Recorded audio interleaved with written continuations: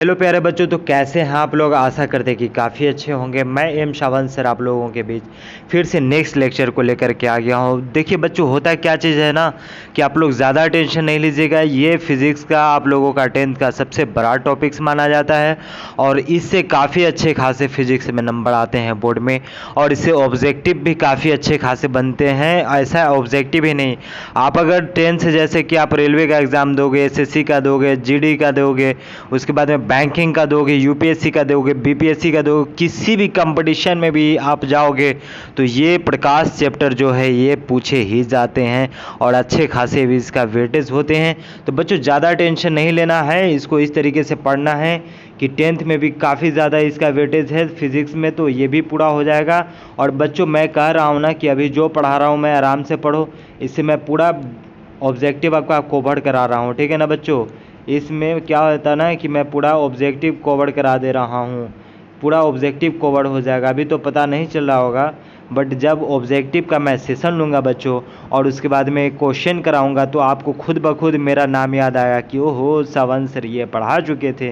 तो मैं इतना डेप्थ में ले जा रहा हूँ ना कि शायद आपको कोई मतलब बता पाएंगे कि इतना डेप्थ में, मतलब ऐसा नहीं है कि नहीं बता पाते होंगे, बट बहुत सारे टीचर जो ऐसे हैं कि जो पूछते हैं वही बताते हैं, बट ऑब्जेक्टिव में तो फिर आपको रटना पड़ेगा ना। तो इसको देखते हुए बाबू, मेरा जो स्टाइल है बिल्कुल ये एनसीईआरटी का एकदम नोट्स में बनाया हूँ। एनसीईआरटी को पढ़ के एक एक लाइन को मैं फिर अपना से डिकोड किया हूँ और ख़ुद से बनाया हूँ बच्चों, ठीक है ना। तो आप लोग के लिए काफ़ी ज़्यादा मेहनत करना मेरा काम है, मैं करता भी हूँ, ठीक है ना। तो आप लोग अच्छे से, आप लोग का कर्तव्य है कि आप लोग भी अच्छे से पढ़ाई कीजिए और मेरा नाम रोशन कीजिए, टॉप कीजिए, ठीक है बच्चे। तो चलिए बच्चों, अब हम लोग चलते हैं, लेट्स बिगिन टू स्टार्ट। चलो स्टार्ट करते हैं। We don't have to take moderation because we are a soldier of Indian army. Okay, हम लोग क्या है भाई, इंजीनियर, इंडियन आर्मी का मतलब सोल्जर से कम मतलब सोल्जर से कम थोड़ी है, ठीक है। तो चलो बच्चों स्टार्ट करते हैं। प्रकाश का अपवर्तन क्या होता है बताइए आप लोग, बताइए आप लोग कि प्रकाश का अपवर्तन क्या होता है बच्चों। तो प्रकाश का अपवर्तन क्या होता है बताइए, जब रोशनी एक माध्यम से दूसरे माध्यम में जाती है, जैसे वो हवा से पानी में जाती है, या हवा से कांच में जाती है, या कांच से हवा में जाती है, या कांच से पानी में जाती है, तो उसका रास्ता हल्का सा मुड़ जाता है। तो उसका रास्ता हल्का सा क्या होता है, मुड़ जाता है। इसी मोड़ को हम लोग क्या बोलते हैं बाबू, इसी मोड़ को हम लोग क्या बोलते हैं, अपवर्तन बोलते हैं। इसी मोड़ को हम लोग क्या बोलते हैं, प्रकाश का अपवर्तन बोलते हैं। जैसे ये देखिए, कांच से क्या चीज़ में जा रहा है, पानी में जा रहा है तो मुड़ गया। हवा से क्या चीज़ में जा रहा है, कांच में जा रहा है तो मुड़ गया, ठीक है ना। जिस माध्यम से जाता है उसको विरल माध्यम कहते हैं, और जिस माध्यम में मुड़ जाता है उसको हम लोग क्या बोलते हैं, सघन माध्यम बोलते हैं। तो बच्चों आप लोग को मालूम नहीं है तो मैं बता दे रहा हूँ, यहाँ पे आई बराबर क्या चीज़ होता है, आर बराबर नहीं होता है, ठीक है। क्योंकि देखिए यहाँ पे ये जो है इसके बराबर होगा आर। तो इसको चलिए और भी आसान शब्द में मैं बताने का कोशिश कर रहा हूँ। यहाँ पे क्या चीज़ है, यहाँ पे क्या चीज़ है, ये परावर्तन कोण है, और ये क्या चीज़ है बच्चों, अपवर्तन कोण है, ठीक है बच्चों, मेरे बच्चों। ये क्या चीज़ कौन है, अपवर्तन कोण है, ठीक है ना। सघन माध्यम से गहन माध्यम में प्रकाश का अपवर्तन का मतलब अथी है। इसका कुछ एग्जाम्पल है, जैसे कि बाल्टी में डाली गई तिरछी छड़ी टेढ़ी नज़र आती है। बाल्टी में अगर कोई छड़ी को डालेंगे तो टेढ़ी नज़र आती है। हवा से पानी में घुसते ही किरण मुड़ जाती है, ठीक है ना। बड़ी गर्मी में दूर सड़क पर पानी पानी सा गरम गरम हवा की परतें अपवर्तन से दर्पण सा काम करने लगती है, ठीक है ना। चश्मे का कांच आँख का नंबर सही करता है। कांच की मुड़ाई से किरणें रेटिना से ठीक फोकस करती है, ठीक है ना। तो इस सारे चीज़ें काफ़ी एकदम आसान भागों में। दूसरा में क्या चीज़ है, दो सुनहरे नियम है। क्या प्रकाश के अपवर्तन के दो सुनहरे नियम है, क्या चीज़ है, एक समान तल नियम। समान तल नियम में क्या चीज़ होता है, अपवर्तित किरण, परावर्तित किरण, मतलब अपवर्तित किरण, अपवर्तित किरण, आपतित किरण, सॉरी बच्चों मेरे, आपतित किरण, अपवर्तित किरण और अभिलंब एक ही तल में होते हैं। जैसे कि देखिए यहाँ पे देखो नहीं मेरे प्यारे बच्चों, ये क्या चीज़ होता है, आपतित किरण, आपतित किरण, ठीक है ना। आपतित किरण, अपवर्तित किरण और अभिलंब एक ही तल में रहते हैं, ठीक है ना। इसको स्नेल का नियम भी कहते हैं। स्नेल का नियम देखिए, स्नेल एक नियम दिया था जिसमें क्या चीज़ होता है मेरे प्यारे बच्चों, मेरे प्यारे बच्चों देखो, स्नेल एक नियम दिए थे। जैसे कि देखिए, स्नेल साहब एक नियम दिए थे, जो नियम क्या चीज़ कहता था बाबू, जैसे एक इस रेखा से कोई मतलब कि किरण आ रही है और ये मुड़ जा रही है, ठीक है ना।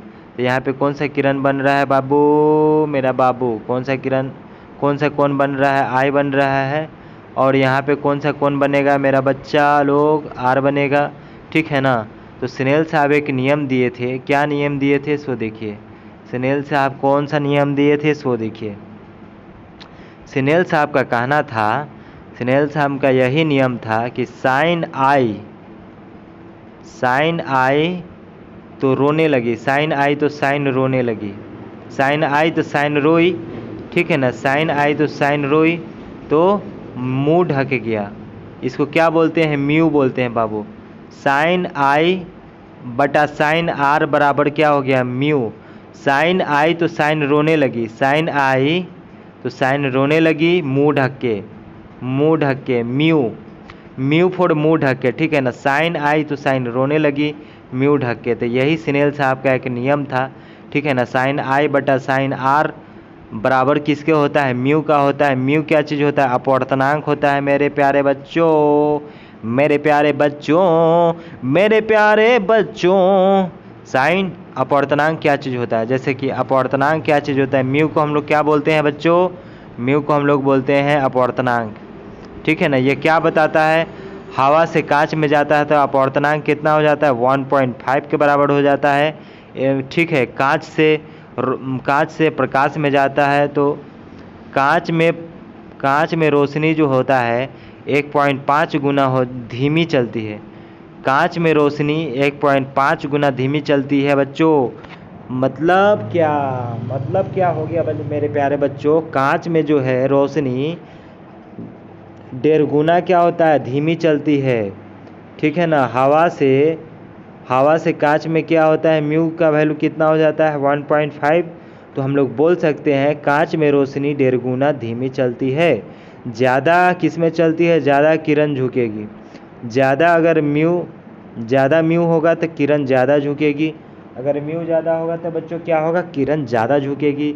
म्यू ज़्यादा होगा तो बच्चों क्या होगा, किरण ज़्यादा झुकेगी। इधर देखना था ना, इधर देखना है ना, अरे भाई इधर देखना है ना, इधर देखना है ना, मैं इधर बता रहा हूँ ना, यहाँ देखना है ना। अरे भाई कैसे टॉपर बनिएगा आप लोग यार, ओहो मेरे प्यारे बच्चों लोग, ठीक है ना। कोई बात नहीं है, थोड़ा सा नींद आता है, ठीक है। हवा में म्यू का वैल्यू कितना होता है, अपवर्तनांक कितना होता है, 0.5 होता है। और कांच में धीमी चलती है कितने के बराबर, 1.5 गुना धीमी चलती है, ठीक है ना। अगर अपवर्तनांक ज़्यादा होगा तो किरण ज़्यादा झुकेगी, ठीक है ना। जैसे कि देखिए, अगर अपवर्तनांक ज़्यादा होगा, देखिए जैसे अपवर्तनांक अगर ज़्यादा हुआ, किरण क्या हो गया, ज़्यादा झुकेगी ना, ठीक है। मेरे प्यारे बच्चों समझ में नहीं आ रहा है क्या, समझ में नहीं आ रहा है क्या, बताने करे भाई, ठीक है। अब किरण मूर्ति किस तरफ है, ठीक है बच्चों, मेरे प्यारे बच्चों इधर देखना है, इधर। किरण मूर्ति किस तरफ है, हवा घना कांच या पानी अभिलंब की ओर झुकती है, ठीक है ना, तेज से धीमा हो जाती है। हवा घना मतलब घना होगा तो घना से हवा में जाएगा, अभिलंब से दूर जाएगा और धीमी से तेज हो जाएगा, ठीक है ना। हवा से घना से हवा में जाएगा तो अभिलंब से दूर और धीमी से तेज हो जाएगा, ठीक है ना। Total internal reflection tyre bonus होता है, ठीक है ना। तो बच्चों लोग, मेरे प्यारे बच्चों लोग, ठीक है ना, अगर घने माध्यम से किरण बहुत तिरछे निकलते हैं, ठीक है ना, तो बाहर न झुक कर पूरी पूरी लौट आती है, ठीक है ना। घने माध्यम से किरण बहुत तिरछे निकले तो वह बाहर न जाकर पूरे की पूरी लौट आती है, ठीक है ना। यही TIR है, ठीक है। फाइबर ऑप्टिक्स के केवल हीरा से तेज चमक पानीपत का चमकता जुगनू दांत इसी पर टिकते हैं रे मेरे प्यारे बच्चों। इसका फार्मूला आपको याद नहीं करना है। स्नेल साहब का क्या नियम था? स्नेल साहब का क्या नियम था बच्चों? इधर देखना है, इधर देखना है, इधर देखना है, इधर देखना है बच्चों, इधर देखना है, ठीक है ना। स्नेल साहब का क्या नियम था बच्चों? कि स्नेल साहब फिर एक नियम दिए, क्या? साइन आई म्यू अगर एक माध्यम है, एक माध्यम का क्या होता है? साइन आई बराबर में क्या होगा? दूसरा माध्यम का साइन आर दोनों क्या चीज़ होगा? बराबर होगा। एक बार में मुंह बंद करके आइएगा, एक बार में मुंह बंद करके साइन आइएगा, मुंह बंद करके सांस आइएगा, तो मुंह बंद मतलब कि रो करके आपको मुंह, अरे इसका नहीं बन पाया इसका क्या हुआ बच्चों? इसका फार्मूला नहीं बन पाया रटने के लिए। तो एक चीज़ याद रख सकते हैं, मुंह बंद करके आइएगा, आई मतलब साइन आई, मुंह बंद करके आइएगा तो मुंह बंद करके रोइएगा, ठीक है ना, साइन आर, ठीक है ना। मुंह बंद करके आइएगा तो मुंह बंद करके रोइएगा। μ1 साइन आई तो μ2 साइन जाए, मतलब रोएगा, ठीक है ना। ये एक फार्मूला है, आप लोग याद रख सकते हैं और नहीं याद रख सकते हैं तो कोई बात नहीं है, आप लोग इसको एक दो बार पढ़ लीजिएगा तो याद हो ही जाएगा,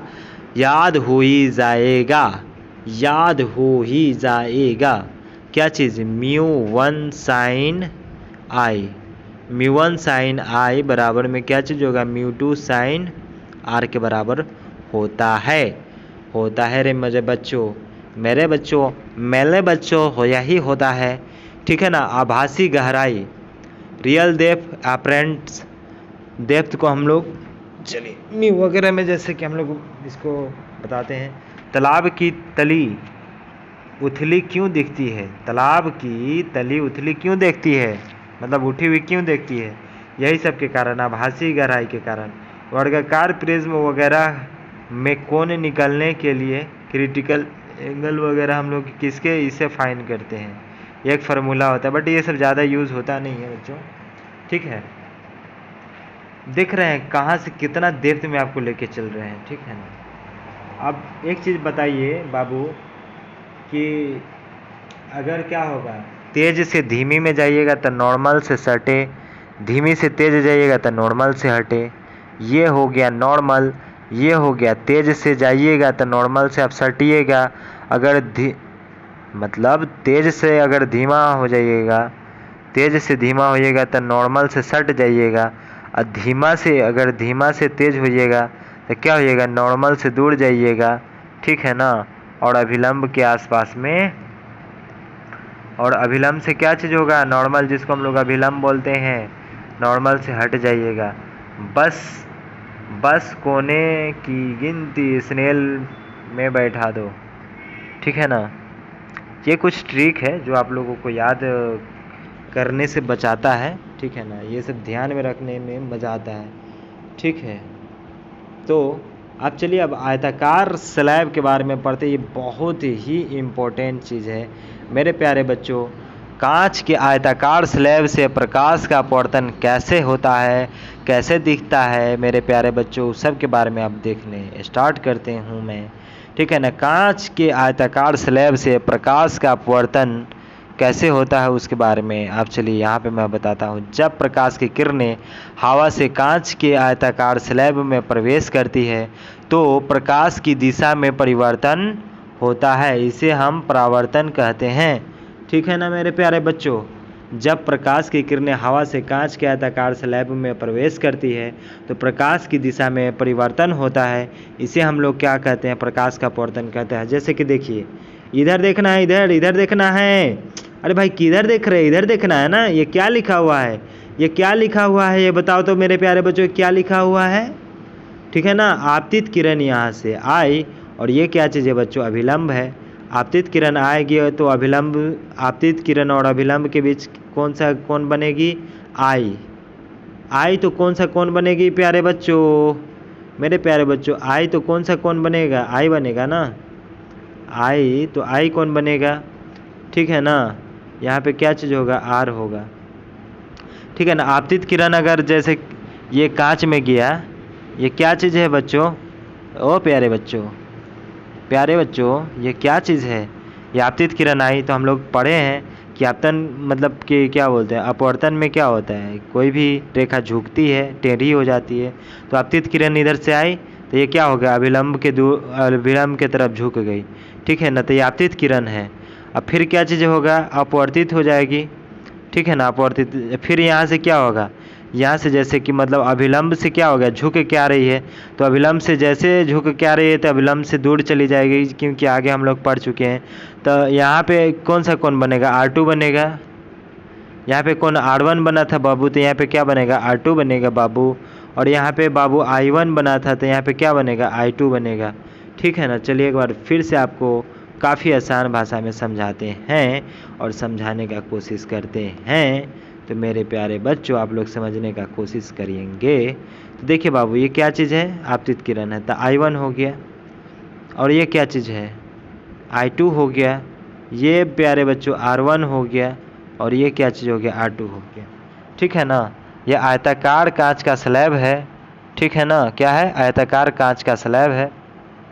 इससे आपतित किरण इधर आ रही है तो ये अपवर्तित हो जा रही है, फिर इधर जा रही है तो दूर चली जा रही है अभिलंब से। ठीक है ना। ये ऊपर बाहर में क्या चीज़ है? हवा है। और ये क्या चीज़ है? कांच है। बाहर क्या चीज़ है? हवा है। इधर में क्या चीज़ है? ये कांच है। तो अब चलिए इसके बारे में थोड़ा सा देख लेते हैं। प्रक्रिया, हवा से कांच में प्रवेश करेंगे तो क्या होगा उसके बारे में यहाँ पे बताएंगे। ठीक है। हवा से कांच, जब प्रकाश